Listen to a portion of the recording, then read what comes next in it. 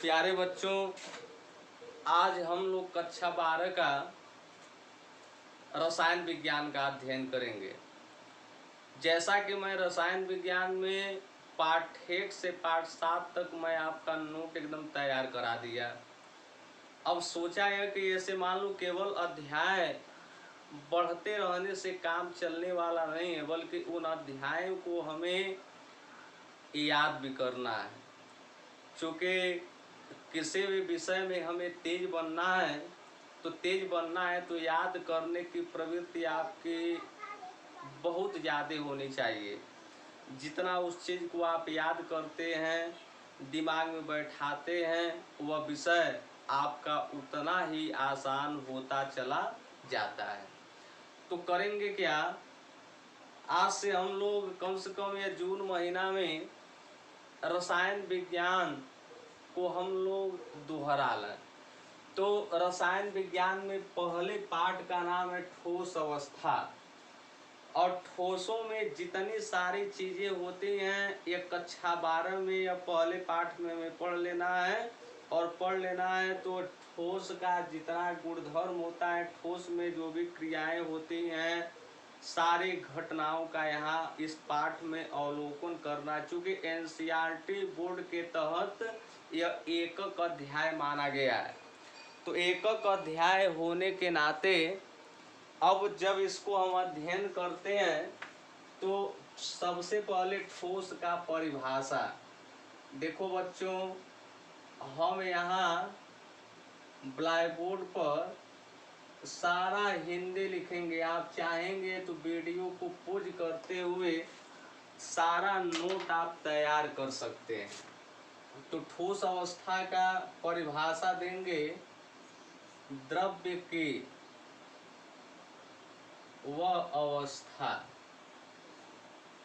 द्रव्य की वह अवस्था जिसमें, द्रव्य की वह अवस्था जिसमें आकार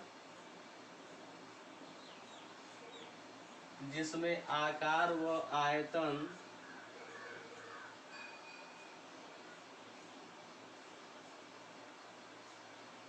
निश्चित होता है, द्रव्य कहलाते हैं। बिल्कुल सिंपल परिभाषा है कि द्रव्य की वह अवस्था जिसमें आकार व आयतन निश्चित होता है, द्रव्य कहलाती है। ठोस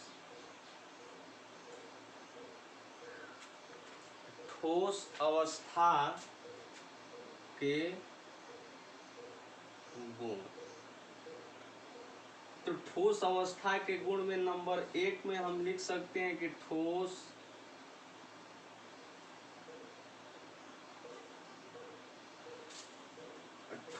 अवस्था के आकार, आयतन, द्रव्यमान निश्चित होता है।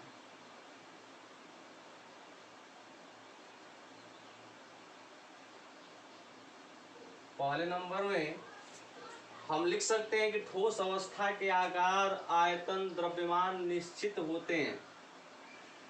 दूसरे नंबर में लिख सकते हो ठोस का घनत्व अधिक होता है। वह तीसरे नंबर में लिख सकते हो कि ठोसों में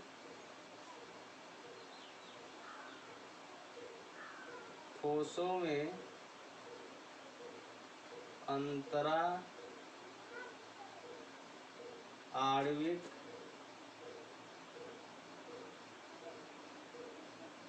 आकर्षण बल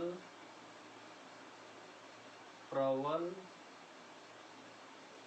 होता है। नंबर 4 में लिख सकते हो ठोसों में अंतरा आणविक दूरी कम होती है। नंबर 5 में लिख सकते हो कि ठोसों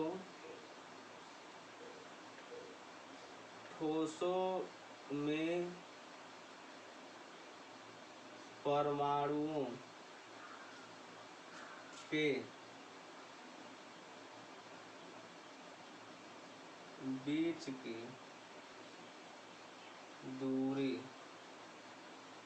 कम होती है।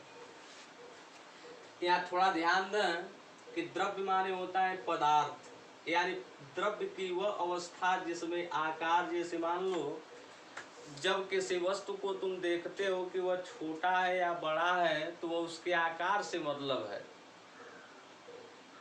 आयतन माने वह वस्तु जितना स्थान घेरे आयतन होता है। तो इसका परिभाषा आप जानते हो, ठोस अवस्था का गुण होता है कि इसका आकार, आयतन, द्रव्यमान बिल्कुल निश्चित होगा।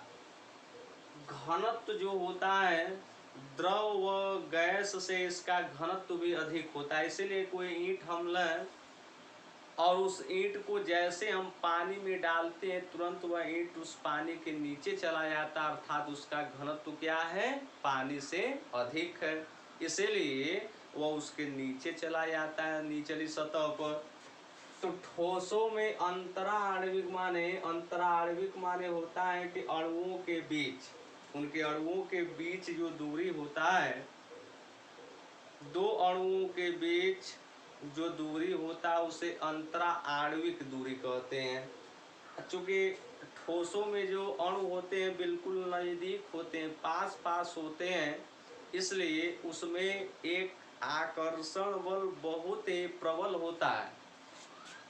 यदि उस आकर्षण बल को हमें तोड़ना है तो हमें बाहर से उष्मा देना पड़ेगा। जैसे मान लो हमें ईंट को अलग अलग करना है तो बाहर से हथौड़े से ऐसे पीटते हो, और जैसे पीटते हो तो वह ईंट क्या होता है, अलग अलग टुकड़ों में बट जाता है। यानी कहीं से आप उसमें प्रहार किए, उष्मा दिए।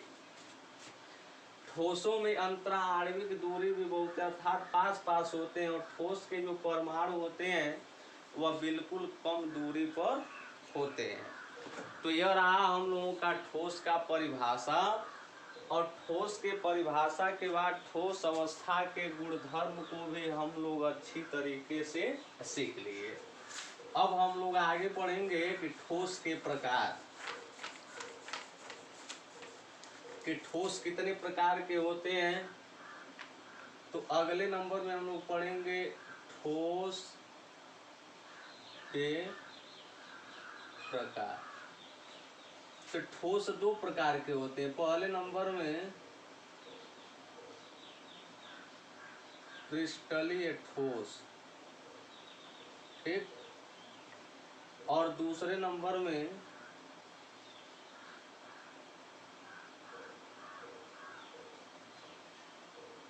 अक्रिस्टलीय ठोस।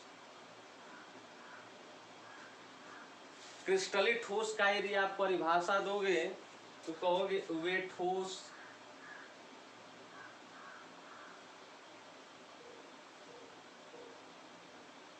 जो लघु या दीर्घ, जो लघु या दीर्घ परासी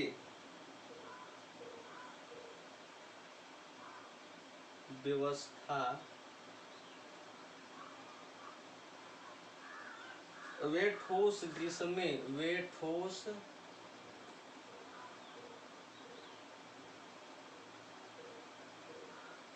ठोस जिसमें लघु या दीर्घ परासी व्यवस्था होती है, ऐसे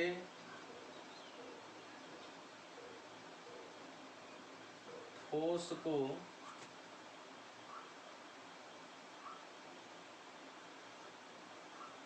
क्रिस्टलीय ठोस कहते हैं।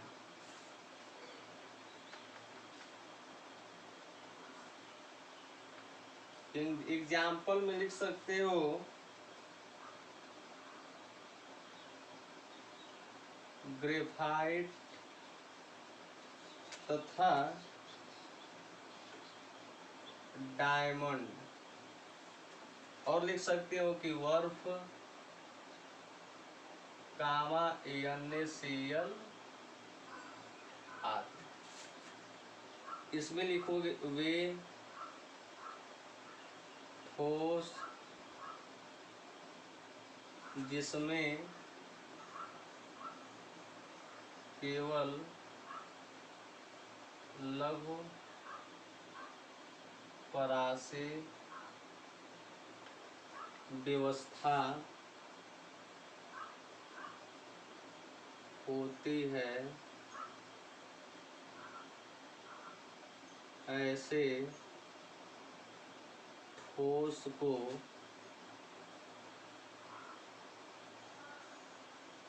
अक्रिस्टलीय ठोस कहते हैं। एग्जाम्पल,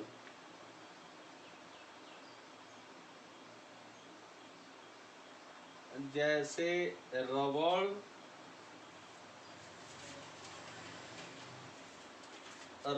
मोम,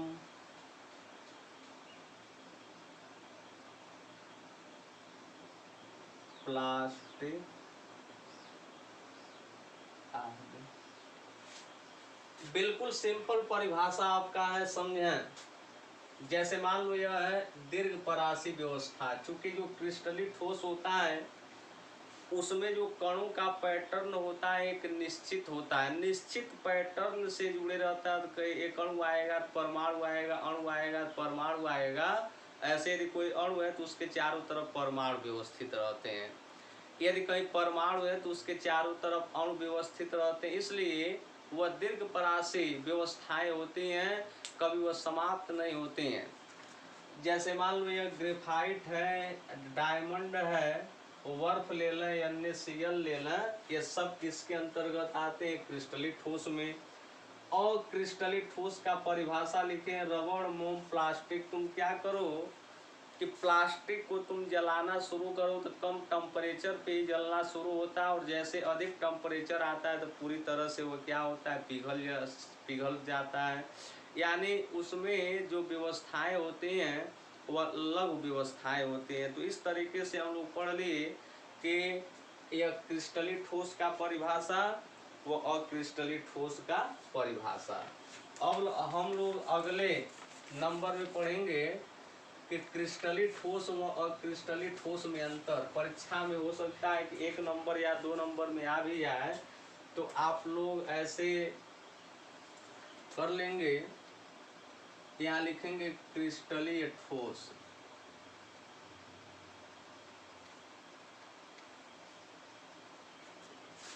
और यहाँ लिखोगे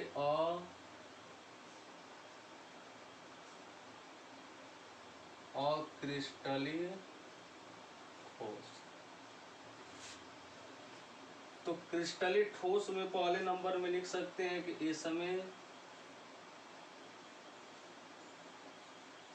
लघु एवं दीर्घ परासी व्यवस्था होती है। और इसमें लिख सकते हो कि इसमें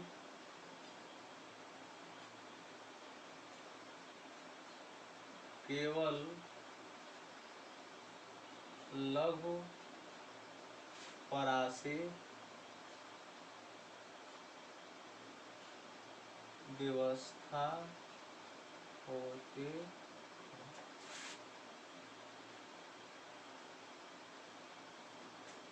नंबर 2 में लिख सकते हो इसमें निश्चित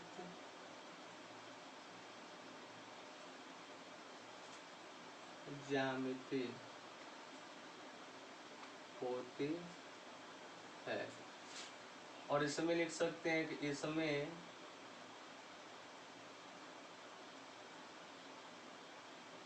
निश्चित ज्यामिति नहीं होती है। नंबर 3 में लिख सकते हैं कि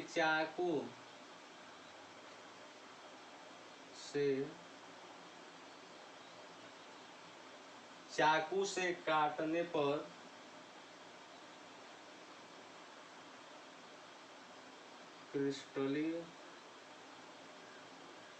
क्रिस्टलीय ठोसों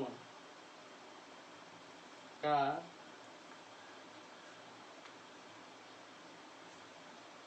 नियमित कटाव होता है। अर्थात यदि इसे हम चाकू से काटते हैं तो इसके प्रत्येक भाग पे केवल समतल एकदम सपाट चिकना नजर आएगा। और इसमें क्या होगा, चाकू से काटने पर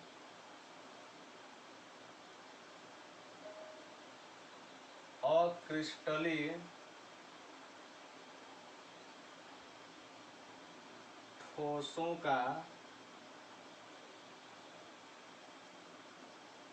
नियमित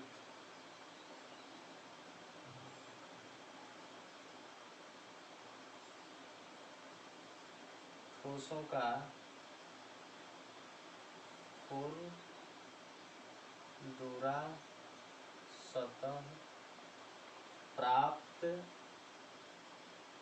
होता है। यह मुख्य रूप से 3 अंतर हैं। इन तीनों अंतरों को आप जरूर याद करेंगे। तो अब तक हम लोग ठोस का परिभाषा, ठोस का गुण और ठोस 2 प्रकार के होते हैं, क्रिस्टलीय ठोस व अक्रिस्टलीय ठोस का परिभाषा देखे और इसमें हम लोग अंतर भी देखें। अब अगले नंबर में हम लोग पढ़ेंगे क्रिस्टलीय ठोस के प्रकार। क्रिस्टलीय ठोस के प्रकार। तो क्रिस्टलीय ठोस मुख्य रूप से 4 प्रकार के होते हैं। कौन कौन? पहला होता है आयनिक ठोस। पहला आयनिक ठोस होता है, दूसरा होता है आणविक ठोस होता है। आणविक ठोस और दूसरा संयोजी ठोस। तो संयोजी ठोस और जो चौथा होता है वो होता है धात्विक ठोस होता है।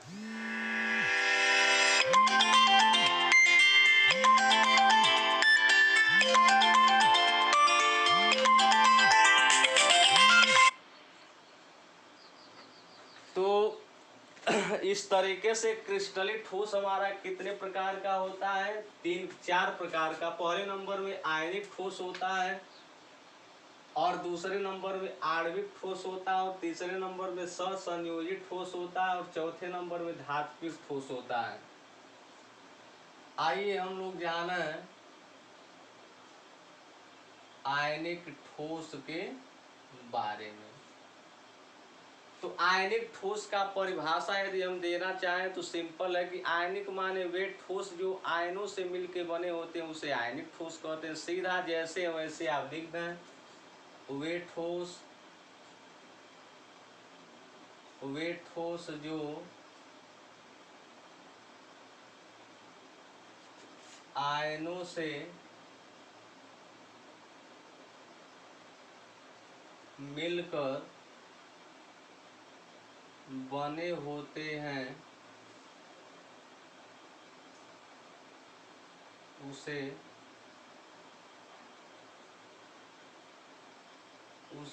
आयनिक ठोस कहते हैं। अब आयनिक ठोस के गुण के बारे में यदि तुम जानना चाहो तो सबसे पहले नंबर में लिखोगे आयनिक ठोस दो प्रकार के होते हैं। आयनिक ठोस दो प्रकार के होते हैं। नंबर 1 में धन आयन और नंबर 2 में लिखोगे ऋणात्मक, यानी धनात्मक और ऋणात्मक। नंबर 2 में इसका विशेषता लिख सकते हो कि इनके कणों में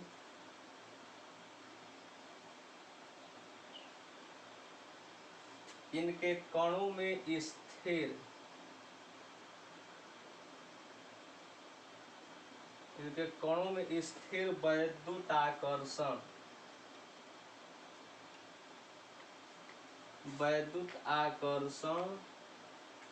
बल कार्य करता है।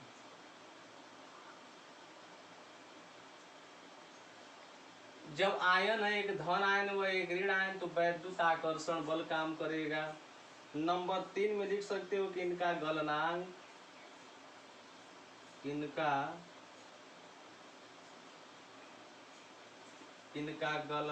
व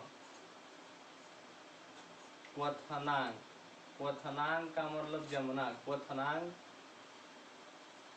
अधिक होता है। चौथे नंबर में लिख सकते हो कि यह दृढ़ होते हैं अर्थात मजबूत होते हैं। ठीक, इस तरीके से हम लोग आयनिक ठोस के बारे में परिभाषा जान गए और गुण जान गए।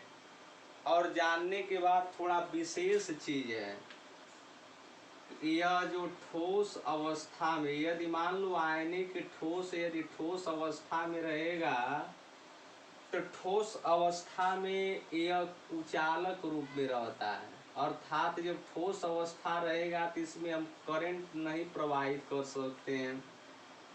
लेकिन यदि यही द्रव अवस्था रहे तो द्रव अवस्था रहेगा तो किस रूप में रहता है? सुचालक रूप में। यह महत्वपूर्ण है, बहुविकल्प में पूछ सकता है कि आयनिक ठोस यदि ठोस अवस्था में रहते हैं तो क्या होता है? कुचालक होता है। आयनिक ठोस यदि द्रव अवस्था में रहते हैं तो वह क्या होता है? सुचालक होता है। इस तरीके से हम लोग आयनिक ठोस के बारे में हम जान गए, परिभाषा जान गए और गुणधर्म जान गए। अब अगले नंबर में हम लोग पढ़ेंगे आणविक ठोस के बारे में, क्योंकि नंबर 2 हमारा आणविक ठोस है। तो चलिए आइए आणविक ठोस का परिभाषा हम लिखते हैं। आणविक ठोस तो वे ठोस जिनके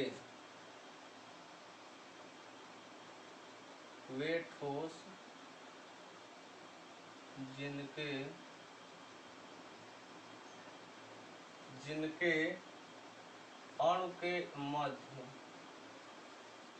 वांडर वाल्स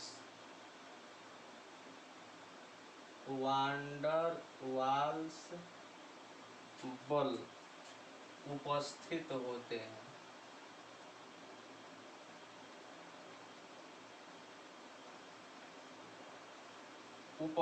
होते हैं। ऐसे ठोस को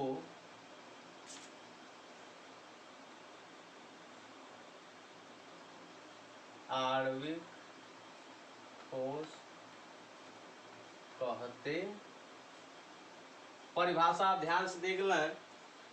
वे ठोस जिनके अणु के मध्य वांडर वाल्स बल, अर्थात यह गैसीय अवस्था में गैसों के मध्य वांडर वाल्स बल अधिक लगता है, उपस्थित होते हैं। ऐसे ठोस को हम आणविक ठोस कहते हैं। अब इसके गुण के बारे में हम जाना, तो जब इनके गुणों के बारे में हम जानने का प्रयास करते हैं यदि मान लो आज एग्जाम्पल में जैसे तुम्हें लिखने के लिए, ठीक, तो लिख सकते हो कि आयोडीन, आयोडीन हमारा आणविक ठोस है। आयोडीन के बाद लिख सकते हो कि गंधक, ठीक, गंधक के बाद लिख सकते हो सफेद फास्फोरस।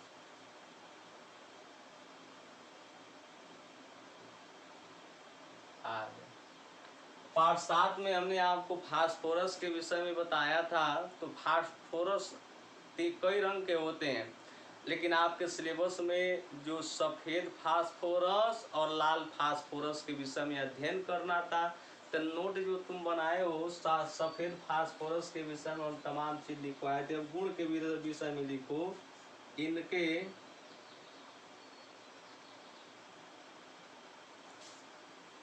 इनके कणों के बीच तीक्ष्ण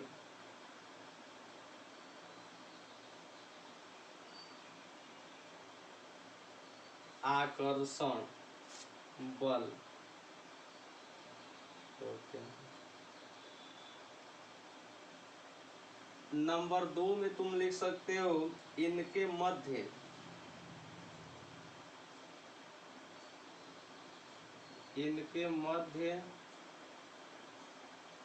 वांडर वाल्स बल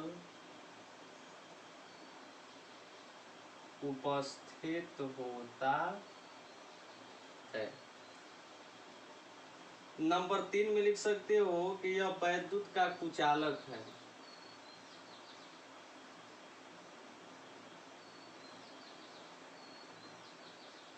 यह वैद्युत का कुचालक है, यानी रसायन विज्ञान में ज्यादा पदार्थों पे विद्युत का प्रवाह करते हैं।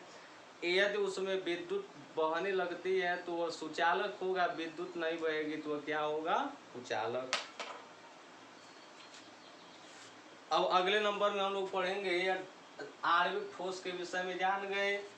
अब आणविक ठोस के बारे में पढ़ लिए, अब हम लोग पढ़ेंगे सहसंयोजी ठोस के बारे में। तो चलिए, अब अगला हम लोगों को जो पढ़ना है सहसंयोजी ठोस। सहसंयोजी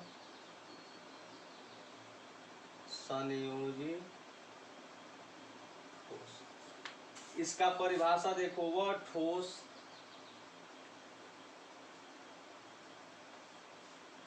ठोस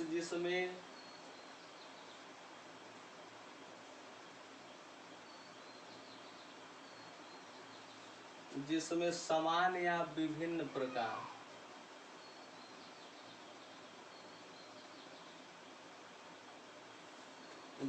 प्रकार के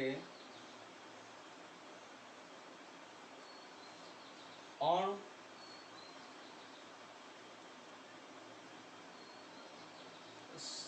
सहसंयोजक बंध से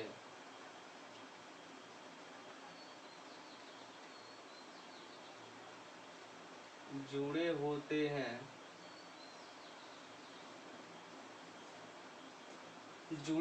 हैं, उसे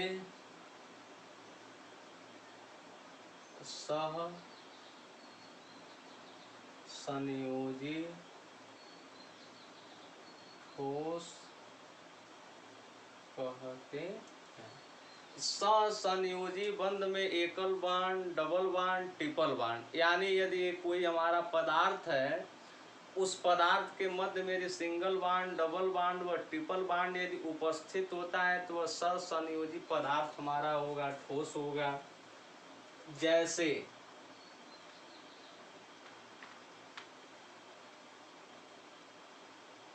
जैसे हीरा,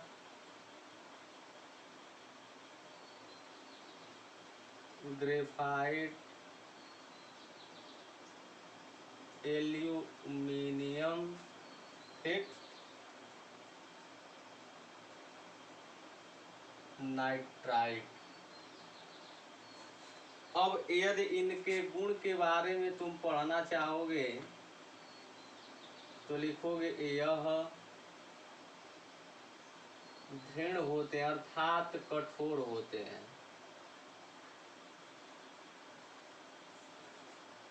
इनका गलनांक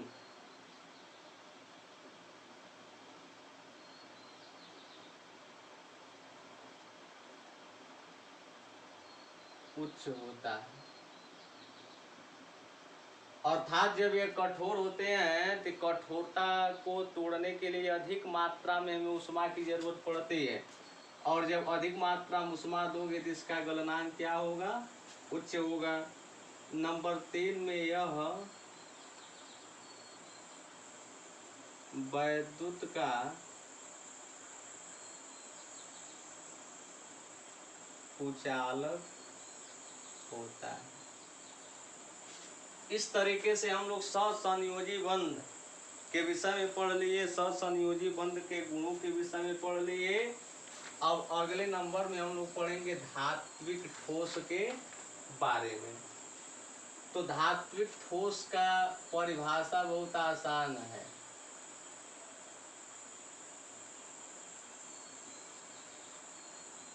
धात्विक माने धातुओं, वे ठोस,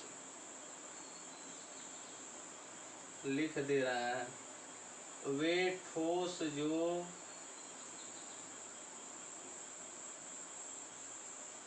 धातुओं के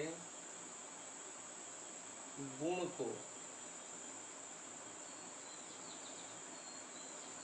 वे ठोस जो धातुओं के गुण को प्रदर्शित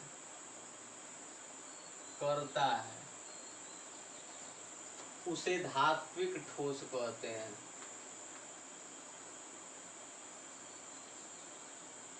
उसे धात्विक ठोस कहते हैं। जैसे लिख सकते हैं कि सभी धातुएं